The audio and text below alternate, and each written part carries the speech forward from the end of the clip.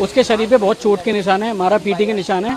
और preliminary report में भी जब डॉक्टर्स कर रहे थे तो सारी चीजें नोट करी थी, क्योंकि ट्यूशा की भाभी डॉक्टर है, उस समय पोस्टमार्टम में थी तो उन्हें नॉलेज है, उसके शरीर पे निशान है। लेकिन जो पोस्टमार्टम रिपोर्ट आई है उसमें ये चीजें नहीं दिखाई गई हैं। हम सिर्फ इतना कह रहे हैं कि हमें एक फेयर इन्वेस्टिगेशन चाहिए।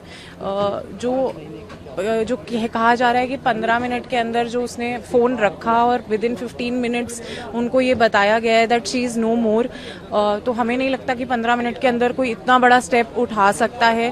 कहती रहती हो बेटी बचाओ बेटी पढ़ाओ, एक बेटी के लिए इंसाफ नहीं कर पाते हो और ये कब तक चलेगा? So this is high time that we should understand we need to give respect, equal respect to the girl also.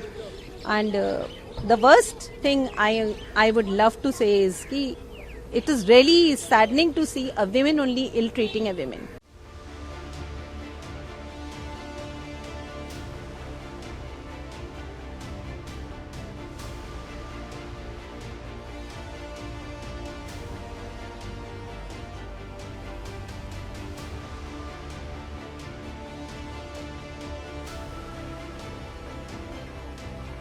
उसके शरीर पे बहुत चोट के निशान है, मारा पीटी के निशान है। और प्रिलिमिनरी रिपोर्ट में भी जब डॉक्टर्स कर रहे थे तो सारी चीजें नोट करी थी, क्योंकि ट्यूशा की भाभी डॉक्टर है, उस समय पोस्टमार्टम में थी तो उन्हें नॉलेज है, उसके शरीर पे निशान है। लेकिन जो पोस्टमार्टम रिपोर्ट आई है उसमें ये चीजें नहीं दिखाई गई हैं। हम सिर्फ इतना कह रहे हैं कि हमें एक फेयर इन्वेस्टिगेशन चाहिए। जो कहा जा रहा है कि 15 मिनट के अंदर जो उसने फ़ोन रखा और विद इन 15 मिनट्स उनको ये बताया गया है दैट शी इज़ नो मोर, तो हमें नहीं लगता कि 15 मिनट के अंदर कोई इतना बड़ा स्टेप उठा सकता है।